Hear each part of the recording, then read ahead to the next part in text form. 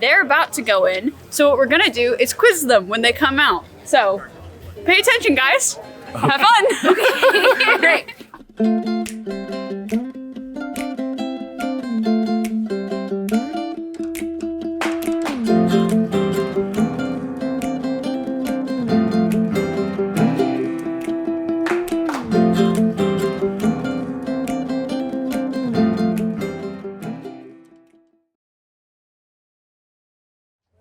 Good morning, everyone. Welcome back to the channel. In case you guys are new here, I'm Alaytra Beck, and right now filming me is my husband, Jordan Beck. Together, we are around the world and back. We post new videos every week. Sometimes it is Americans trying UK things, and sometimes it's a travel vlog, like today. And today, we find ourselves in Scotland, specifically Edinburgh, which is a city that we visited before, but this time we have the family with us. So we've got my mom, sister, and nephew.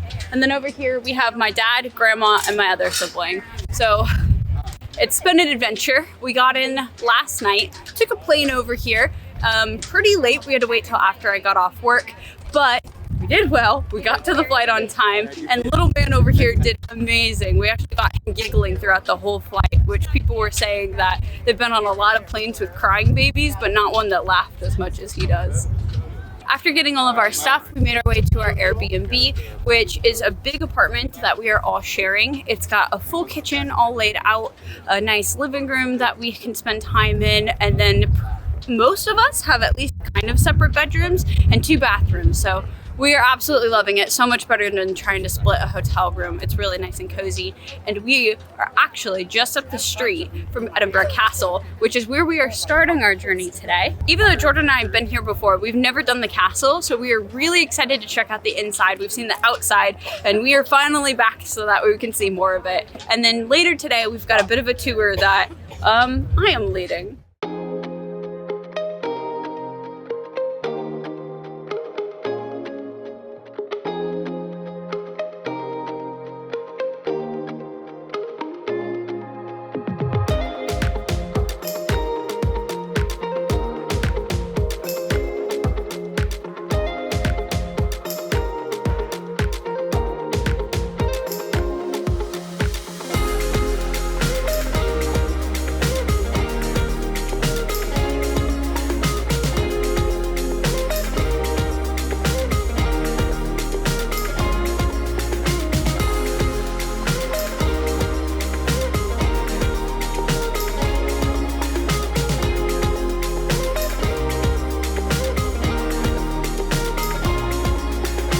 Okay, so in there you are not allowed to film at all. So we decided that we're gonna make this a bit interesting. We split into 2 groups.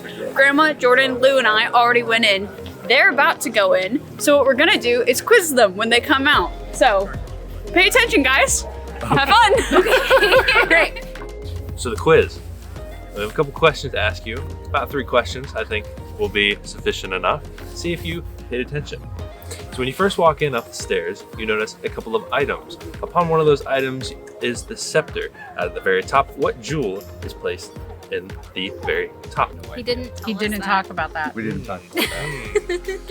So that's 1 We point. know nothing. Second question. What was your favorite part? I really liked the story about the stone. That was The cool. Stone of Destiny. Ah, Stone that of was my Destiny. 3rd question. What is the Stone of Destiny? It was used for coronation, coronations yeah. for And they thousands built- of years, or 1,000 years before Yeah. James took it to. And they built the throne around the stone. So it would fit. Yeah, that And was every cool. time that there's a new coronation, they have to bring it They have to back to carry it. England. Well, we just wanted to psych you out a little bit. Good job. You're lucky we're filming worked. so Ruined soon. the Otherwise, tour. I Yeah, would the have scepter, went. no idea. Yeah. We were just red trying to psych you out There's for a the whole sheath. thing. Like, There was We- a sheet. there We was a saw sheath. swords. Yeah, he only talked about the stone. That was the only information Yep. that he gave us. That's all that we were hoping for. Now we're gonna start making our way down and perhaps look for some lunch. We'll catch up with you probably there, and we'll try to haul everyone back down these very hilly parts of Scotland.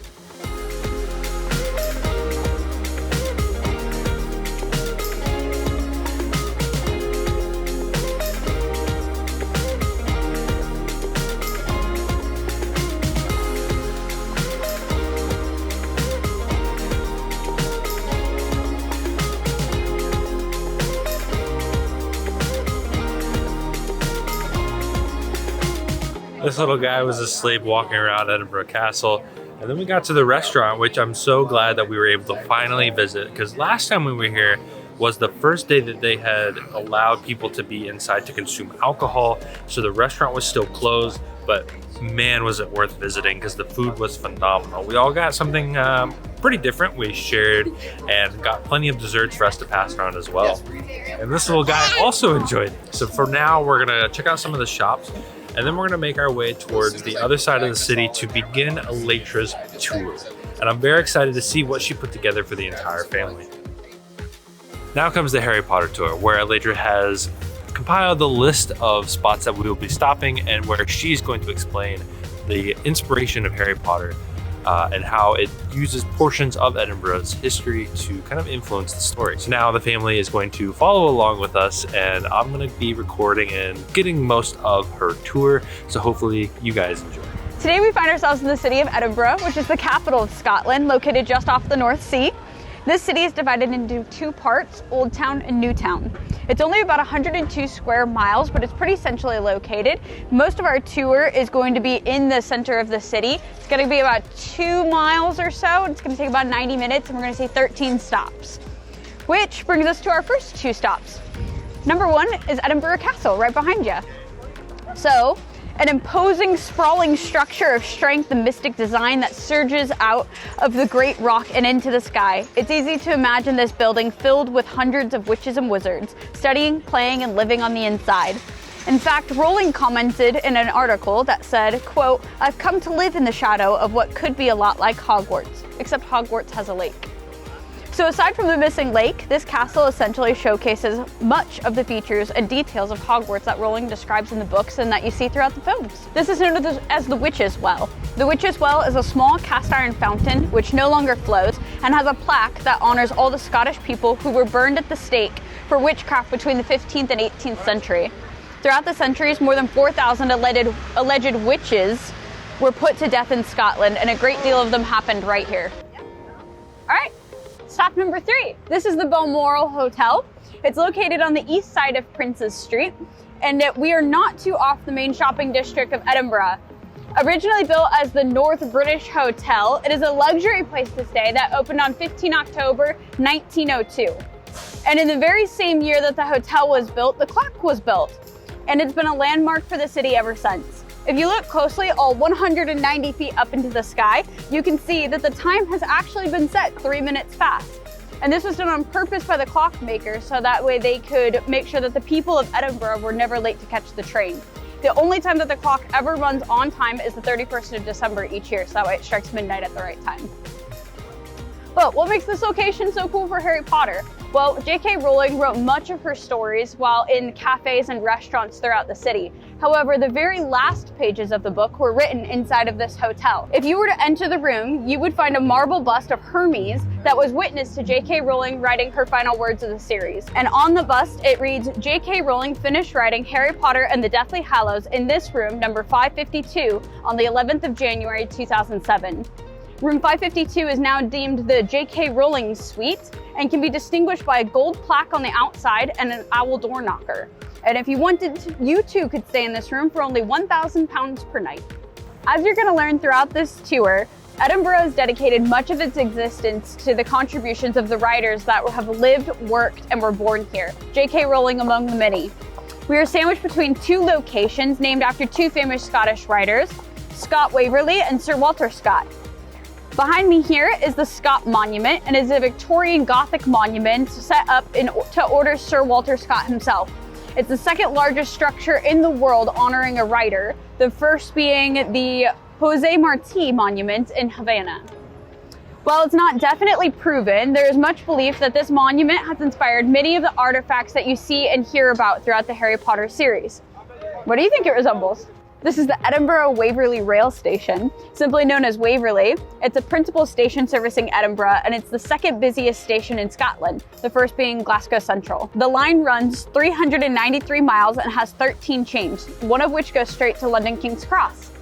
And in 1964, 2 19-year-olds met on this line, and it would change the world forever. While traveling this train line, starting in London King's Cross, Anne Ney Volant met a stranger who was heading to Scotland just as she was. the two decided that they were going to sit together on the train and fell in love on their journey to Scotland. Just 1 year later, Anne née Villante married that young man and became Anne Rolling. She gave birth to their baby girl, Joanne Rolling, on the 31st of July, 1965. J.K. has revealed that her parents' love story was a huge source of inspiration for the series. She even decided to introduce us all to Hogwarts in the same magical way that her parents met, traveling from London to Scotland. We're not going up these stairs, we're simply passing through this area. In 1846, this street was opened to slice through the previous medieval pattern of closes that were given in order to give a more gentle and gradient and wider walkway to the station. As we travel throughout the city, you'll be able to see for yourself many inspirational aspects of the city and how they related to J.K. Rowling. Edinburgh is filled with magical vibes, but not all of them are happy and bubbly. With the more medieval architecture, Cockburn Street, which is the one that we're on right now, for instance, is believed to be one of the sources of inspiration for Nocturne Alley. This street in particular has always been shrouded in mystery and darkness, or by many of the locals, and was originally home to some unsavory shops when it was first opened. This over here is the Writers' Museum. It's also called Lady Stairs House. It's a faux medieval structure designed by architect Stuart Henbest Caper in the 1890s, which now houses a museum. Edinburgh became the first city of literature in 2004, and this museum shows why. Primarily focusing on the work of Robert Louis Stevenson, Sir Walter Scott, and Robert Burns, there's also occasional exhibits that feature here, one of which is dedicated to J.K. Rowling and included the first edition copy of Harry Potter and the Philosopher's Stone, which has notes and drawings from the author herself inside. So the Elephant House established itself as one of the best tea and coffee houses in Edinburgh. Made famous for a place of inspiration to many writers such as J.K. Rowling herself, who sat writing her early novels in the back of a room overlooking Edinburgh Castle. So if you were to sit in this courtyard and look outwards, there's a big window that looks straight at Edinburgh Castle, and we can show you photos of what that looks like. But it is the self-proclaimed birthplace of Harry Potter, and I say that because the Elephant House clearly boasts of that accomplishment. However, this shop opened in 1995, but by that time J.K. Rowling had already published the first book. The shop with the actual claim to this is called Spoon, but back in the early and late 90s was called Nicholson's Cafe, and it was owned by J.K. Rowling's brother-in-law, Roger Moore, and he would let her come in and drink coffee and eat snacks for free, which is all she could afford at the time.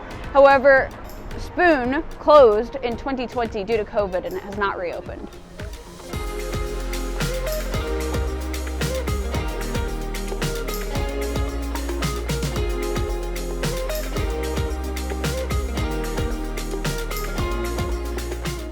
So while we're taking a piss up, I'm gonna tell you how Bobby was the goodest doggo. Bobby stayed by his owner's side even 14 years after he passed away. The gatekeeper and the gardener even tried to evict Bobby, but they gave up real quick.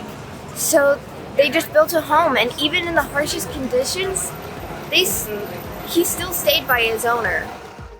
We're gonna start behind me here. This is George Heriot School, right here. Originally built in 1628, George Heriot School was opened as an orphanage and a hospital for boys, and today is a co-ed primary and secondary school. You'll notice that there are 4 grand towers that top the building, which many have said were the inspiration for the towers atop Hogwarts School. The school also has 4 houses that the students are divided into, and they do in fact compete for a house cup.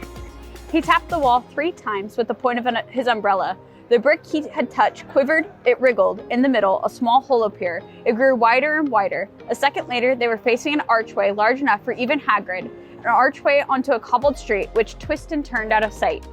So as far as I'm concerned, this is Diagon Alley, or Victoria Street. This gorgeous curving road looks just like the twisty, topsy thoroughfare in the Harry Potter films. All these ramshackle, colorful buildings are tucked close together with oddly shaped windows and roofs adorning each one.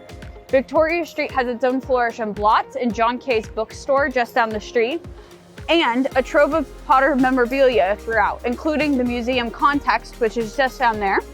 When the Museum Context first opened in 1873, it was actually called Robert Tresser's Brush Shop, and it sold actual broomsticks. However, it closed in 2004, and it is now a 3-story Harry Potter gift shop. The last trace of steam evaporated into the autumn air. The train rounded the corner. Harry's hand was still raised in farewell. "He'll be all right," murmured Ginny. As Harry looked at her, he lowered his hand absent-mindedly and touched the lightning scar on his forehead. "I know he will." The scar had not pained Harry for 19 years. All was well. I hope you guys enjoyed the tour. Hey. All right, so this is the very last stop. There's a lot of stores throughout. Hopefully some of them are at least still open because we're ending kind of late. But go ahead, look around, and then we'll probably just grab dinner and call it a night. So we will catch up with you guys in the morning.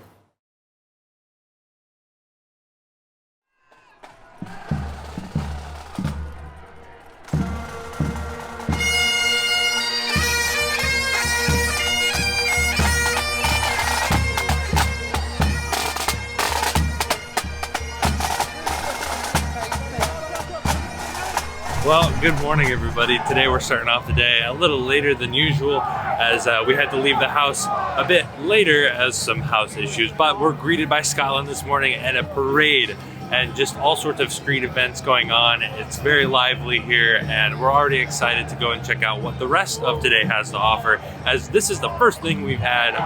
It's only going to be better.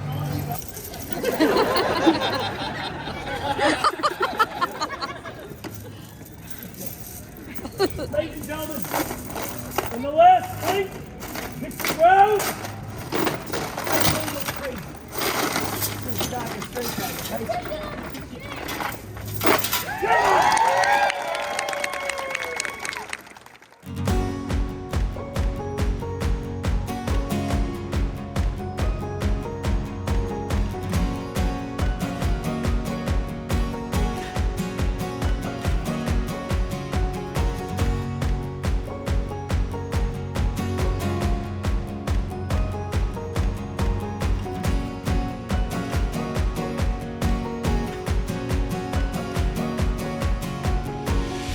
We are about to start an underground tour and found out that under 5 cannot come. So Jordan has taken Lennon back to the apartment and the rest of us are gonna go on Spooky Time tour, which Amber has been looking forward to for a hot minute.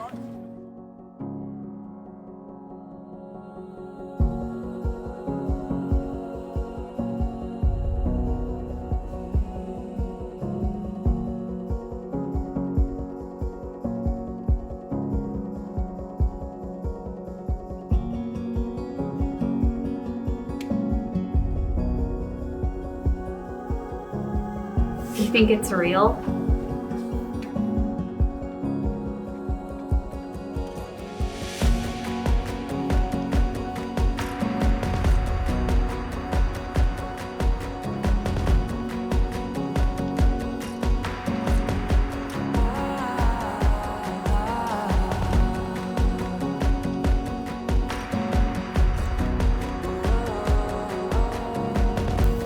What did you guys think of the tour? Tell us about it.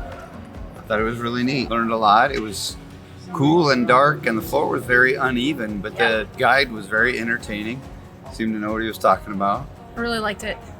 Yeah? It was fun. Lou got real scared, so Are you guys hungry? Very. starving. All right, let's go get some food. Woo, woo. Okay. It's been a while since I've been on camera. I was watching Lennon as the rest of the group went on the underground tour.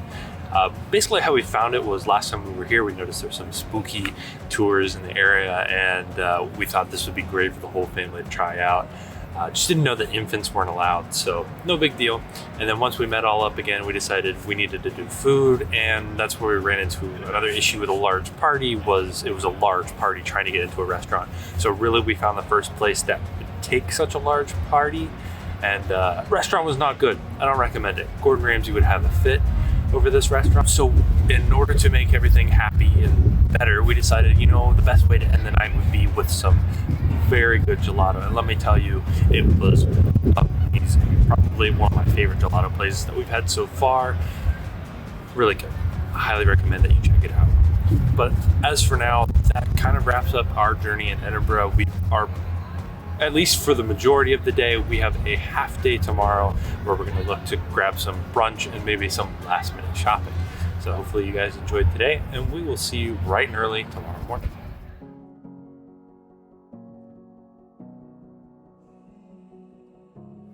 last night after we finished up, Jordan did the little closeout video.